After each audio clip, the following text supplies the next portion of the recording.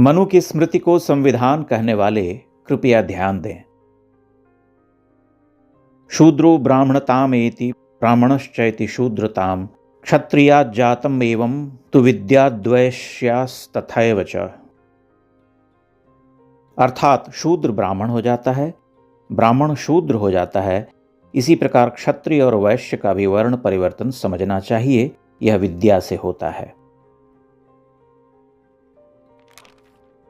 यह वही वर्ण परिवर्तन है कि आपने इंजीनियरिंग की है तो आप इंजीनियर होंगे, आपने डॉक्टरी की है तो आप डॉक्टर होंगे। पर यदि आप विद्या का एक दूसरा पथ अपना लेते हैं तो उसके अनुसार हो जाएंगे। वर्ण वह जो शिक्षा दीक्षा के उपरांत आचार्य प्रमाणन से होता है। यही बात मनु अन्यत्र भी कहते हैं। महायज्ञैश्च यज्ञैश्च ब्राह्मीय क्रियते तनुः, कि ब्राह्मण का शरीर यज्ञादि श्रेष्ठ कर्मों से बनता है। यदि वेद अध्ययन न करे ब्राह्मण तो मनु के अनुसार शूद्र हो जाता है।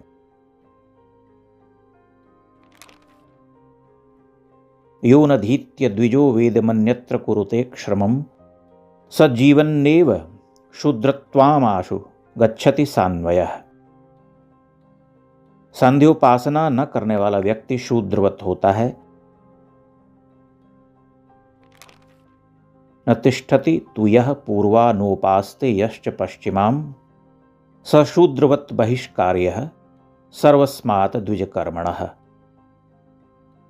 यथोक्त आयु सीमा तक उपनयन में दीक्षित न होने पर द्विज बनने की इच्छा रखने वाले व्यक्ति व्रात्य संज्ञक शूद्र कहलाते हैं। नीचों की संगति से ब्राह्मण शूद्रता को प्राप्त करता है। उत्तमान उत्तमान गच्छन हीनान हीनांश्च वर्जयन ब्राह्मणः श्रेष्ठताम् एति प्रत्यवायेन शूद्रताम्।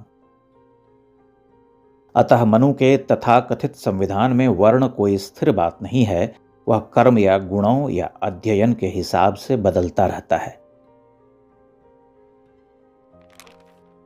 यह वही बात है जो शतपथ या ऐतरेय ब्राह्मण भी कहते हैं।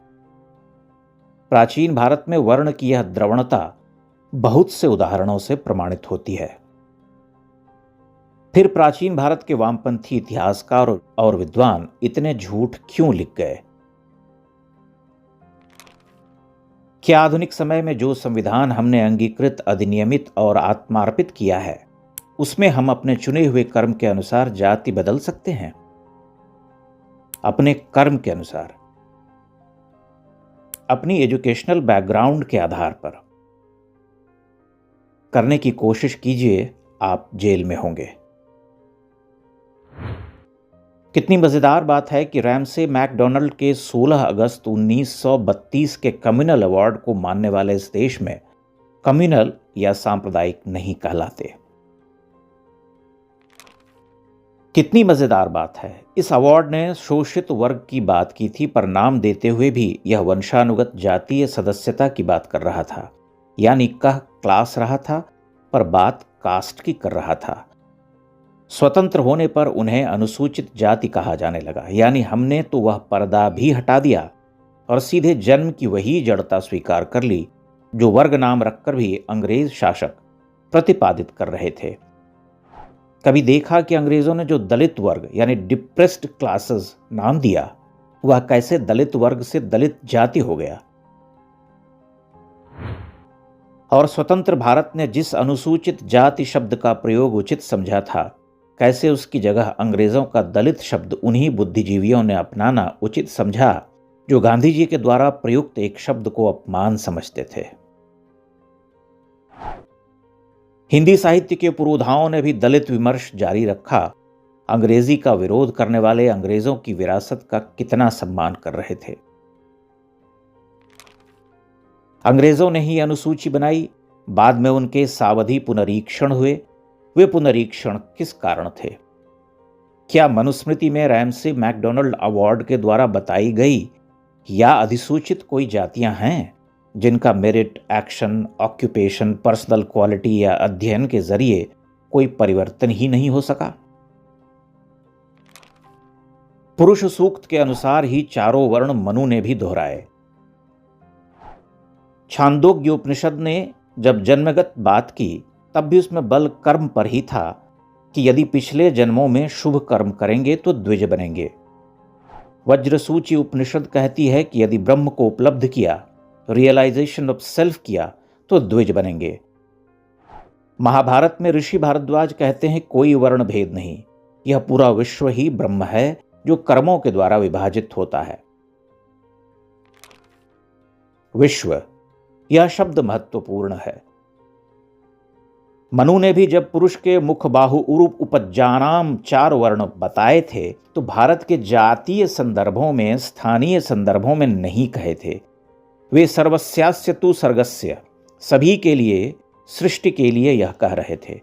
सज्जनों ने अपने संकीर्ण स्वार्थों के लिए इसका फ्रेम छोटा किया, इसकी नैरो कास्टिंग की उन्होंने, लेकिन मढ़ दिया मनु के ऊपर।